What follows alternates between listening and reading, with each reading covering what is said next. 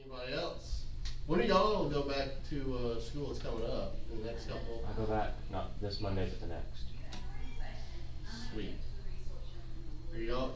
You go to Freed. Caitlin, you go to Faulkner, right? Yeah, I go back on Sunday. Next Sunday? Mm-hmm. Oh, Marley, you're at Freed too, right? No, Marley graduated. She's working at JCA.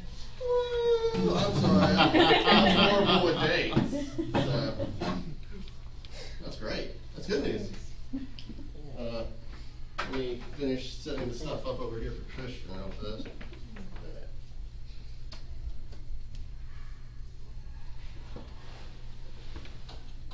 No, top ones. Yeah. Okie dokie.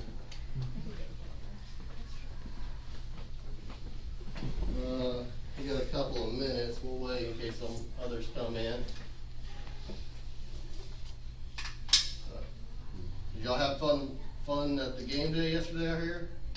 We did. Had a really good turnout and some good food. That's You good. missed banana pudding. Everyone thanks Sarah for hosting it. I guess we'll go ahead and start.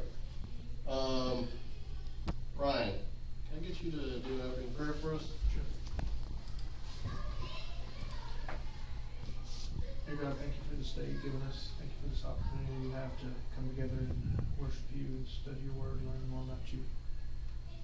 Please be with those who are sick and those who have lost loved ones, those who are undergoing cancer treatments. Be with those traveling and be with the students as they start a new school year and help it to be successful. And be with us in our class this morning and just learn more about you because of our sins. In Jesus' name, amen. So today what we're going to do is we're going to have both the introduction to Nehemiah and we're going to go into chapter 1 because it's just a few verses. So one of the things I want to ask is, what is the purpose of Nehemiah? Anybody want to go for it? So they rebuilt the wall. Yeah, so we recently read through Ezra, we finished up last week, that the first 6 chapters, it's mainly Zerubbabel. He's bringing them back in the first trip back to Jerusalem. They're setting up the foundation again, everything correct. Ezra comes in, he gets it finished up, and that's kind of capping off more of the religious restoration, that is, of the remnant of Judah.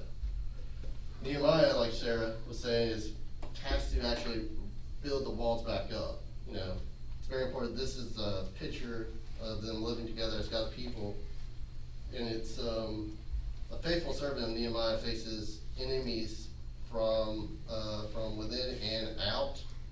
You know, we look back in Ezra 4 when they have that letter of people trying to stop when it was Zerubbabel before Ezra took over. The neighboring cities really do not like or trust them, the Israel or the Jews at the time. They don't trust these people. They remember their history, and so they kind of stop them. So when we look at the building of the wall, it's also kind of a protection thing from external forces. But he does not let Nehemiah let himself be put off on his desire to which just illustrates the separation between the holy and the old holy, which we'll see, which you can go back and look in Ezekiel, and the principles of going in and out or conduct. So we'll also see basically what I'm trying to say is, let me back up. Nehemiah was a simple man. He was a layman. So he wasn't a priest, he wasn't a scribe like Ezra, he was just an everyday person. He was like you and me. He wasn't a pulpit minister, he wasn't a preacher. And so what we'll see with Nehemiah going into the text is Nehemiah is very knowledgeable of the history of his people. He's very knowledgeable of the law. He's very knowledgeable of what has happened much so that he actually gains the respect, as we see at the beginning, to be the cupbearer of the king.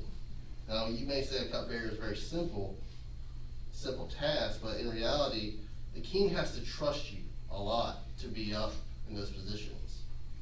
So, through his knowledge and his example, we can kind of infer that Nehemiah had gained the trust of King Artaxerxes over this time.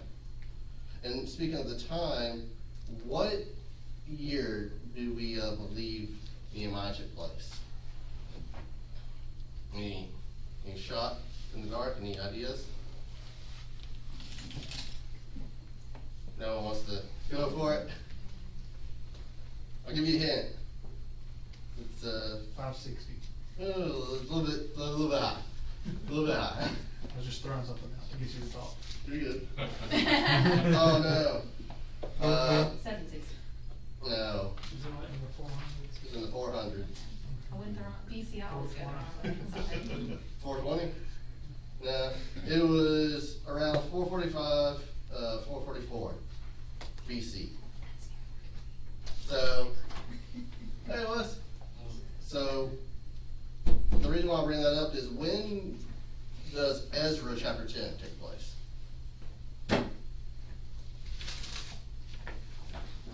It's very important to kind of like learn this just in general. It takes place around 458 to 456. This is a decade between the two. And as we look into the text, a decade is a long time. And having that knowledge kind of explains why Nehemiah is very discouraging. Are there any other places in China or in Europe that have or anywhere else that have about the same time frame, maybe? Well, that's actually, of this book, of Nehemiah, so that's actually a really good question. What I mean is, and I was going to actually get into it, there is a thing called the Papyra of Elfatina. So, this is a very, y'all should look it up, but it's very significant. This is from Kaufman's commentary, but at the time of the Babylonian exile, a Jewish military colony was stationed in Elfatina, a town near Aswan in Upper Egypt. This is where the so-called Elfatina papyra was found in 1903. These papyra contains part of the correspondence of the Jews stationed in Elfatina with the Jews living back home. On these papyruses, written in Aramaic, dating between 408 to 407 BC in Sabelat, that's how you say it, the governor of Samaria and Johanna, the son of Elishabeth, I'm saying that correctly, are mentioned. Both these names appear in the Book of Nehemiah, and we'll see that they appear in chapter 2, and chapter 4, and chapter 12. That's very significant. And when you look at a lot of scholars, biblical scholars, whether they're more sectarian or, more kind of religious affiliation, they really dispute, or they really come to fighting and butting heads about a lot of the text. Nehemiah is one of those texts where there's actually a lot of historical data to show that this is most likely what took place. That's why, when we were looking back at Ezra, again back in chapter 4 and 5, because in chapter 4 it's mentioned that the king was Artaxerxes, chapter 5 the king is Darius, some people want to place Nehemiah in the timeline before Ezra. They want to swap it. Some think it's more thematic. We briefly talked about it. And that's because there's so much evidence, with this papyrus and other dated items, that Nehemiah took place in its time frame. It took place, there's a lot of records to show it. It's an accurate book. Now, some people may not believe the full context, but the historicity of it has stood the test of time when it comes to archaeological studies. So, again, going to your question, not in Asia, not in Europe, but in Egypt, North Africa, basically. They have found it. They found a papyrus that kind of corroborates So let's keep going. So I mentioned earlier that Nehemiah was a layman man. He was a simple man. Some people, however, and I gave Skip a heads up about this beforehand. Some people take a different approach. Now, this is very important. I stress this a lot, that when we study and when we talk to people that are not in the church, we kind of have to understand where they're coming from. So, I'm about to read something from 2 Maccabees. It'll play a very important role in, your life and your time to convert people into the church, especially if they're from, the Catholic, the Eastern Orthodox Church, some Jewish converts. But there's books, called the Maccabees. A lot of people take 1st and 2nd Maccabees as more historical but not inspired. Which, that's kind of correct. They're not inspired by God, they're not in the canon. Kinda correct.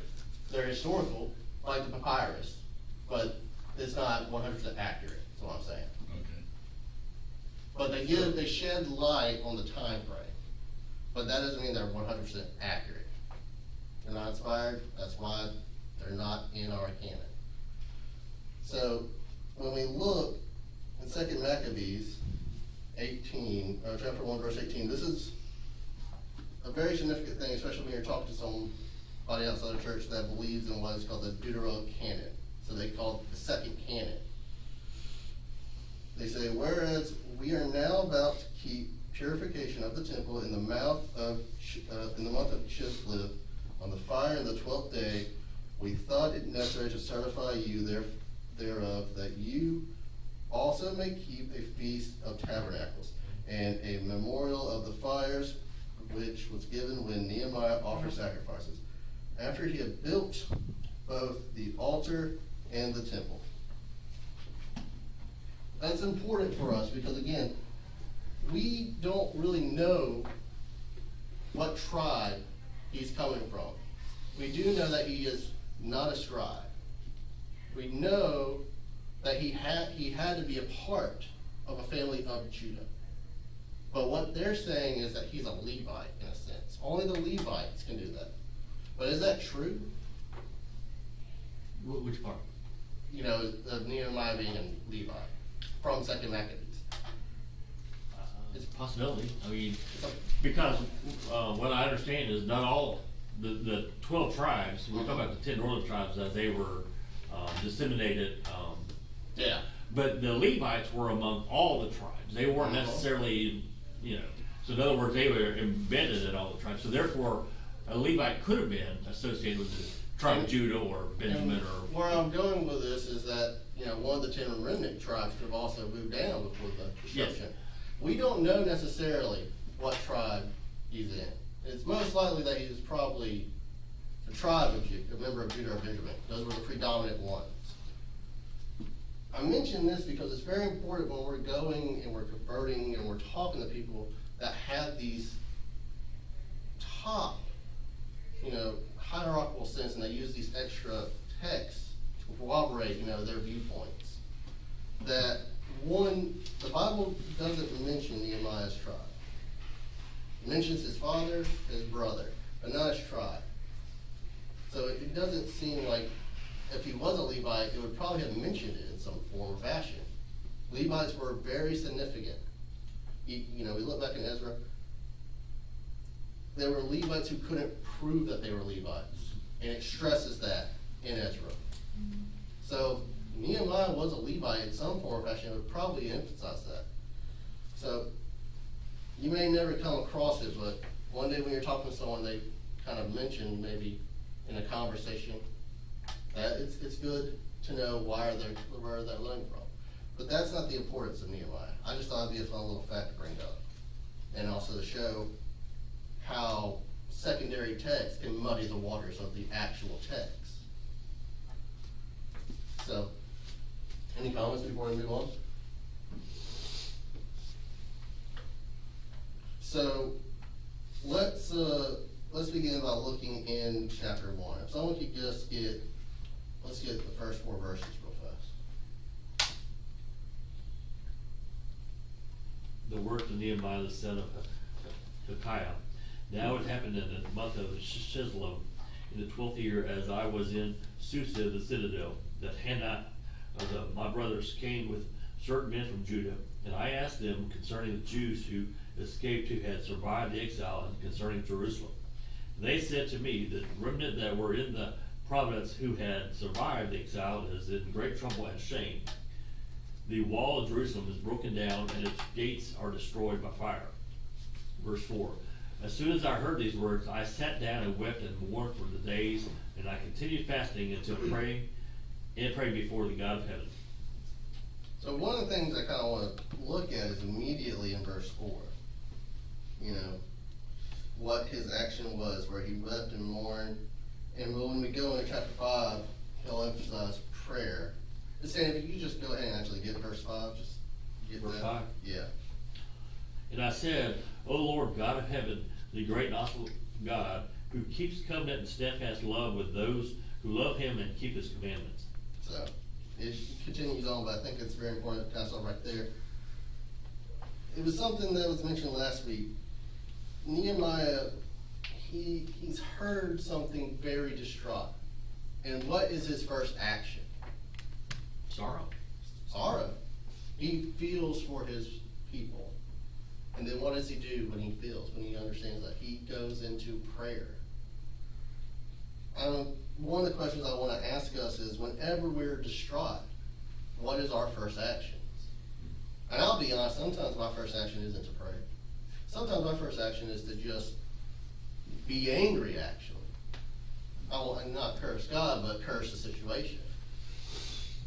It kind of opens your eyes when we read these texts of how many of these men and women, like Ruth and whatnot, their first thing to do, besides, you know, the weeping part, the weeping leads them into prayer.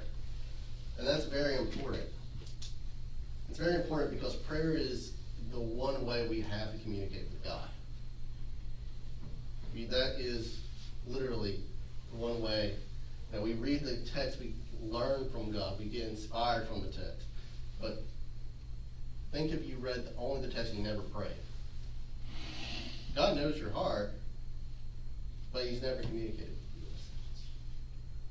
So I think it's very important that is his first action. And as we get older, that we should learn to make that a custom of ours. Whether it's sad things like this, whether it's something amazing and happy, we should always pray to God, to be thankful, to let him know of our sorrows, because he's our Father. The second part in this section I want to look at is, what month are we in? It gives the month, but what month in modern time? It's kind of funny because this is what I asked last week, isn't it? Yeah. So when I was reading the text in the false text, it also mentions this month. This month's very kind of important in the calendar. This is basically their November, December. They're towards the end of our year. So, Between Thanksgiving and Christmas. somewhere around there. There's not a specific, because it's a lunar calendar, so it always changes, and they always have like gap days towards the end. So they're not the same every, Think they celebrated Thanksgiving and Christmas? They could. They celebrate Passover sometimes in March, sometimes in April. It's a little weird. Yeah, they were thankful for the Indians giving them food. Mhm. Yeah. Yeah. Wrong part of the world. Unless you're, Mormon, and it's okay. It was Hanukkah time. You're right. Yeah, tabernacles. But, so, it's gonna be really cold. It's kinda like when we looked last week in Ezra when they were outside weeping in the rain. It's cold. I think it's very important to understand, it's 10 years, probably a couple of days after. But I think knowing the timeline is very important. Next, we see, when we go into verse 2, it presents an individual, Hananiah, one of my brethren. So, I'm going to do something similar to earlier. Josephus, in his Antiquities, basically, I'm not going to read the whole thing, it's a lie, they have to paraphrase it here better. But this is from Kaufman Commentaries. Josephus has a tale regarding the manner in which Nehemiah received his bad news. One day as he was walking around the palace in Susa, he heard some Jews speaking in Hebrew language and inquired them regarding the condition in Jerusalem. They told him the constant enmity of their neighboring people and how they were subject to the harassment day and night, and even that many dead people could have been found along the road. The scriptural account does not exactly correspond with this. The main reason why there's that difference is because, as we'll look later on, I believe it's chapter 4 coming up, one of the upcoming chapters 4a, Hananiah comes up again, and he says it in the same sense of my brother. A lot of people want to dispute, but there's a lot of kind of evidence pointing that Hananiah was his actual kinsman. When you look, it mentions his father, it mentions his brother. So we're seeing his family are still in Babylon. They chose to stay in Babylon. That's very important, because as we looked, when we were talking about Ezra, it's kind of confusing to hear that some stayed behind. You know, they stayed in, but when they stayed, they had positions most likely that could help the people. Stay in, build houses, give your daughters in marriage, and let your sons marry up into other families. You're gonna be here a while. Make friends with the people around you. Well, Blend into the town. That's the kind of instructions they were given when they first got there, so. and you have to be kind of careful with that, because remember what happened at the end of Ezra. Those who had taken up foreign spouses had to let them go. So be careful when you say that. I understand where it's coming from, but you gotta make sure when you're quoting those things. But going back to the subject matter at hand, Hananiah is his brother, and he's gonna come up again. They're most likely blood brothers. They're most likely from the same tribe. And again, we don't know what tribe Hananiah's in. It's not mentioned. I bring up the tribe thing again because I think it's very important, because even Ezra kind of emphasized the importance of tribes. But Nehemiah, on the other hand, is not really going to do that. As I said before, Ezra was a scribe. As Richard said in his sermon last week, scribes were knowledgeable of the law. They were essentially like their lawyers. So understanding the hierarchical system to them is very important, especially when they're doing their spiritual restoration. Nehemiah, he's us. He's an everyday person. He cares if you're following the rules, but what tribe you're in doesn't matter to him. It's very, very important for us to emphasize. Another thing I want us to think about when we look at 3, and they said to him, the survivors who had left from the captivity in the province, they are in great distress and reproach. Jerusalem has also broken down. The gates are burned. We immediately see why it's important for Nehemiah to restore the wall. Again, like I was saying earlier, and as we looked at Ezra, there are people out there that do not like the Jewish people. They don't like them because of their history. They don't like them because of what Joshua did in getting the lands, and they don't like them for what their kings did. You know, I was reading through in a chronological Bible right here, and I've been reading through, it's got a day calendar. When you read through in the chronological order, you kind of see why some people would not like them. You know, I believe it's in Kings or in Jeremiah or in Chronicles, 1 through books, because they, again, put them all by each other. That the king of Egypt under the time Josiah's second son, Jehoiakim, took over, basically betrayed him, sided with the Babylonians.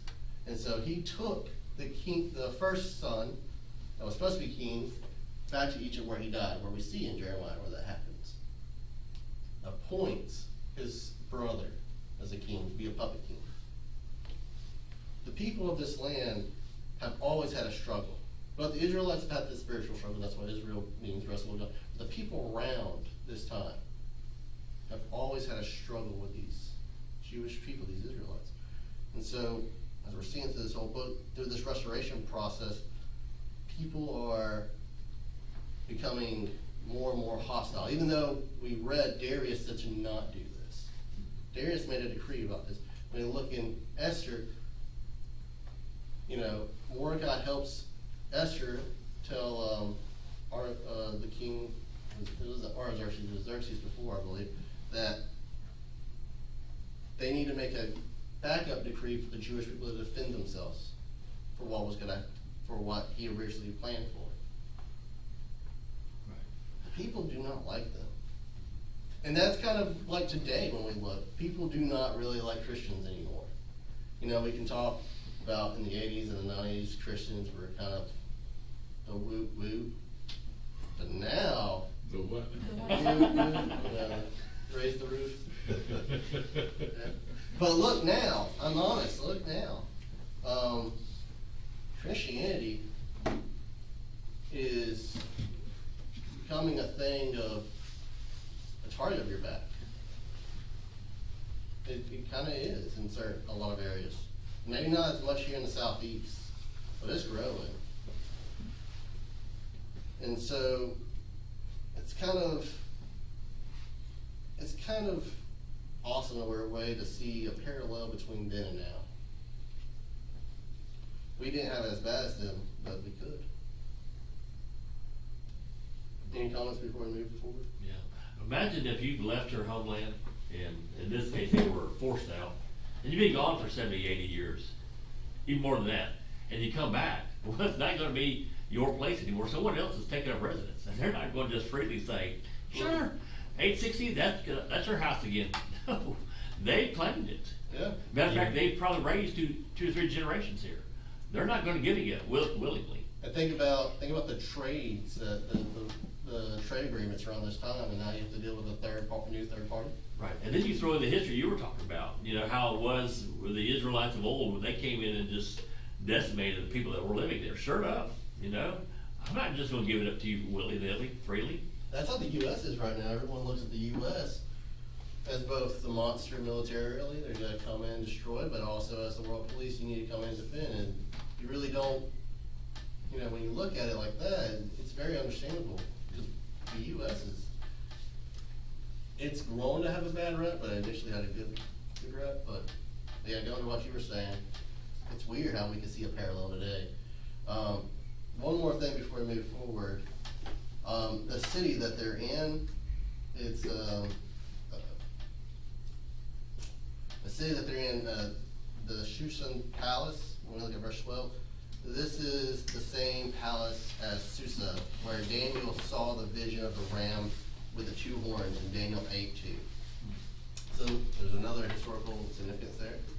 And where in the year 478 BC, Esther became Xerxes' queen in the palace. So this place is very connected. This place was a winter residence, and if I remember correctly, it's around 200 miles from Jerusalem. It's a good distance away. Think about they didn't have cars back then, so it could be a day or two travel for us if we want to. It's like a 4, yeah. So we'll see Nehemiah eventually go to Israel, and that's another time to be in consumption. Wes, you got something? I thought your hand was up, sorry. So let's continue going forward. If someone just can we'll go back to 5, even though Sam read get 5 through 11.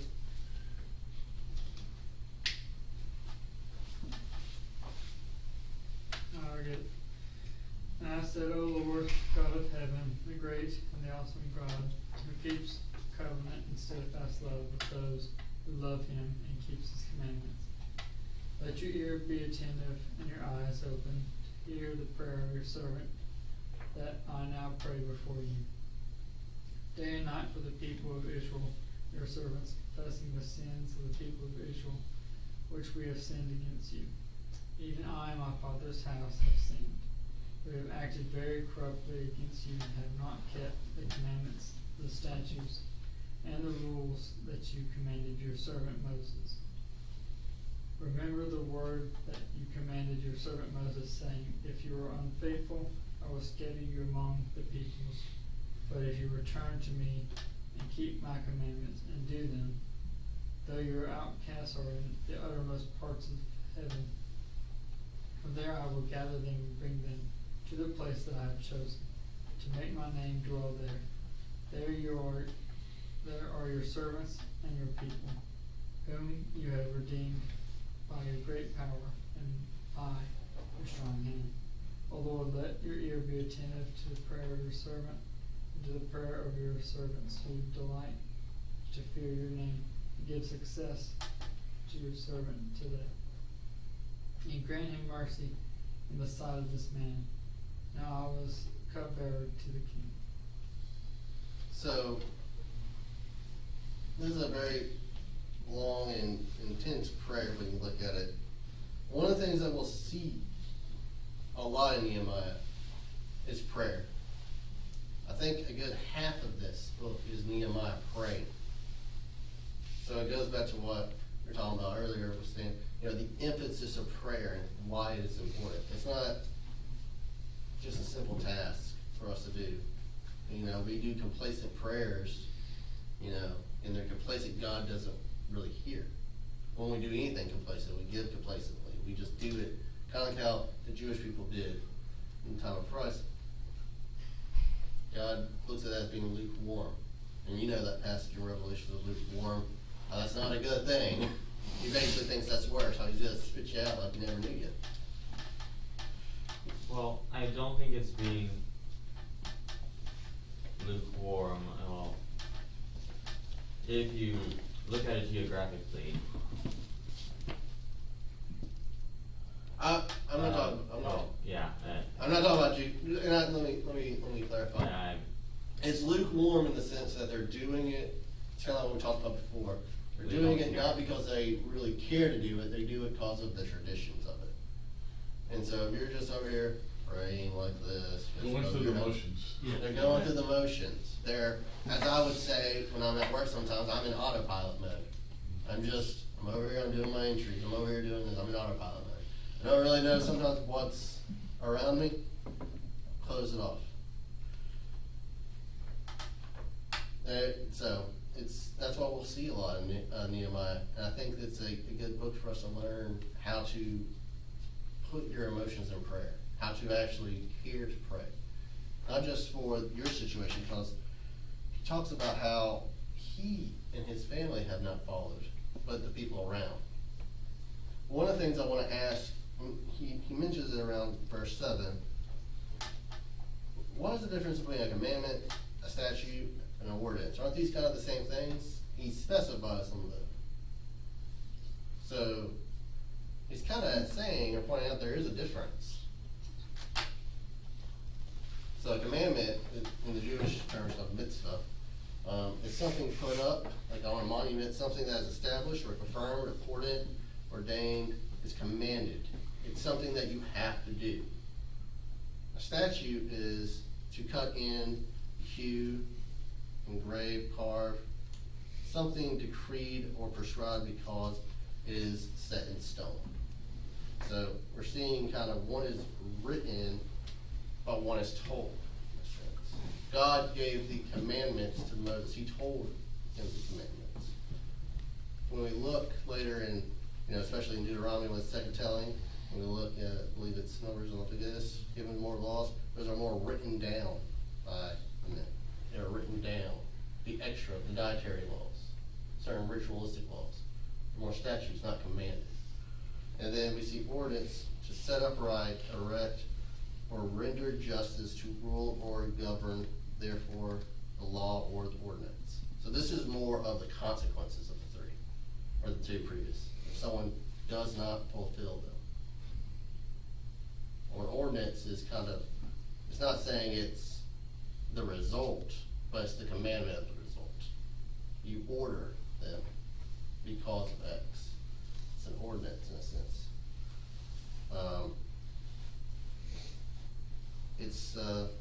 But he specifies in the three because during this time period between the Jewish history, between the Israelite history, as we talked about before, they're not really following what they have been ordered, what they have been commanded, what they have written down. And they have been given a chance to actually become restored. And so he's praying, saying, you know, he himself hasn't followed them. This is 10 years after Ezra, after they've done all this stuff. He and his family hasn't followed them. It's kind of showing that no matter how good of a person you are, you do have some shortcomings. It shows that, you know, we have to recognize in ourselves that we're going to fall short. No matter how good we look, no matter how good. And when we go to prayer, that gives us a chance to go to God and let him know that we know. God knows everything, but he gives us a chance to let him know that we know and that we are trying to be better. We are trying to be in his good grace. You know, that's in a sense why the Messiah came, was because he knew that we would always stumble. And here Nehemiah recognizes it. Any thoughts? I was thinking about the 3 words. Mm-hmm. I don't know that, well, I don't think that any of those are things any less important than any other. I mean, No, yeah. they're all 3 you have to follow. Okay, It's kind of like how songs are described.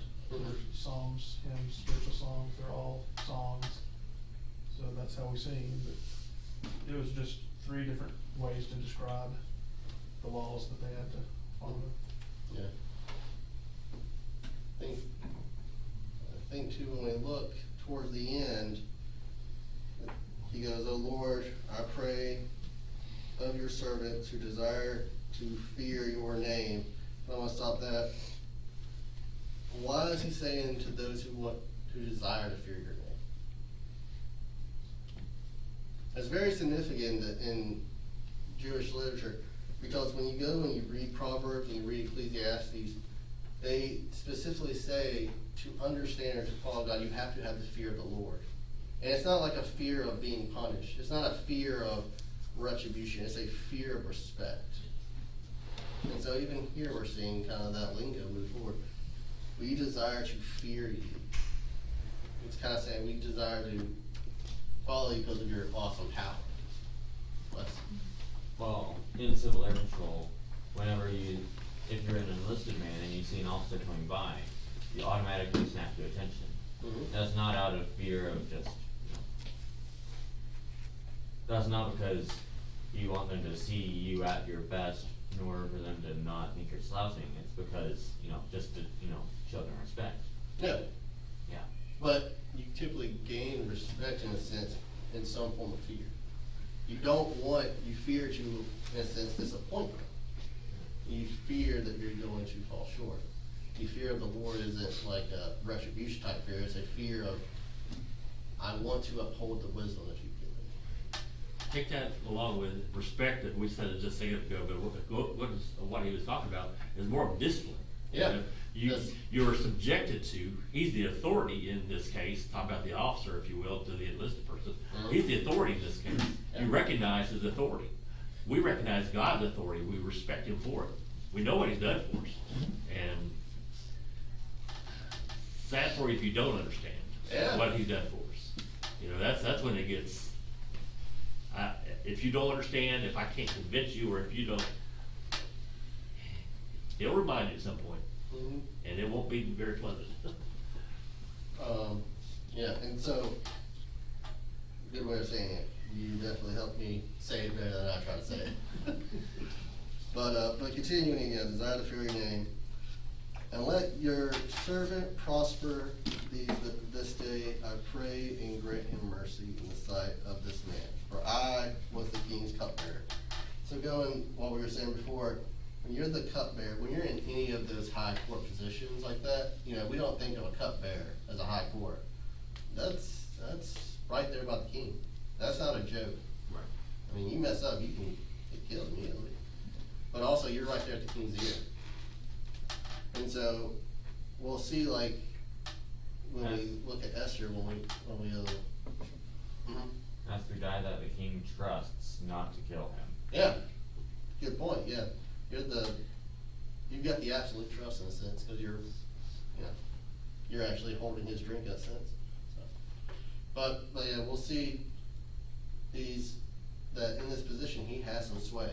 And we'll go forward, he'll become governor because of the trust that he's gained. He'll become governor actually twice. I'll kind of spoil it, but we'll read through those chapters. But because of that trust, and because of the position that God put him in, he's given that trust, he's able to earn that trust. One of the last things I want to kind of talk about, we're finished with the book, but it's another fun fact I forgot to mention in the beginning. So, we know that Ezra and Nehemiah were initially one book. We know that, or they were one scroll a lot of times. However, when you look at it, some people there's no verifiable proof. They found them separate before, they found them separate before too in the old times, but most people believe they were on one scroll together. Some believe that because of the distance of time between Ezra and Nehemiah, that they were initially two scrolls that were put on the one scroll and then again separated. I don't know about that part, but this is the Talmud in the Barabba, Bathra 15a, Ezra and Nehemiah were initially considered one book. That's mentioned in the Talmud. And this was the understanding that Ezra was the beginning, Nehemiah is the end. In Hebrew manuscripts that were dated around the 1400s, it's 1448, that's when we start seeing the division of the two books. It's around that time period. Think about that, that's 1448, that's not that long. Nearly 600 years around there. So, or in 2000, so that's something also, it's a fun little fact that's when they first found an entries of the Hebrew Bible being separating those two books. So, even the Hebrew Bibles today, the modern ones, that they don't have them together anymore. They've separated them. Fun little fact, thought y'all might want to know. And that is all I have. Do we have any questions or comments before we dismiss? Any thoughts?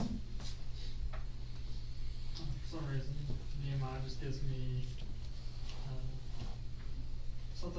feelings of like he's Job or maybe Joseph, of how he is both strong in faith, very knowledgeable, close to God's word, after God's own heart, and yet because of that, God blesses him and puts him in positions to restore his people. I like those two comparisons, Joseph, because of the similarities.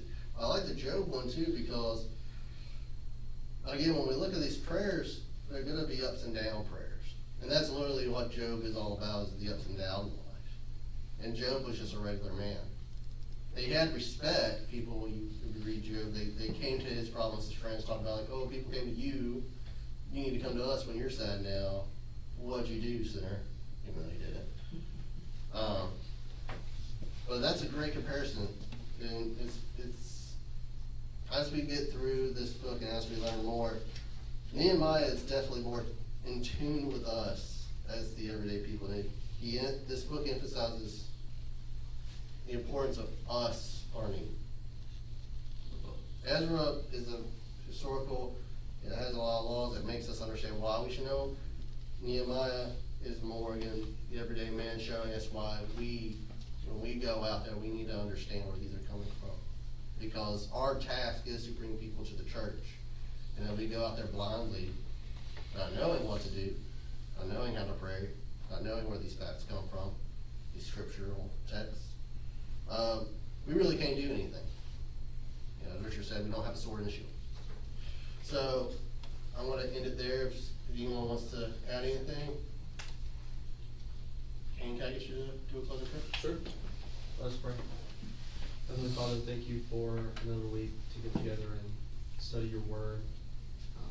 Please be with us as we go throughout the rest of this week, the rest of this service. And please let us apply the things that we learn to our daily lives. In Christ's name, pray.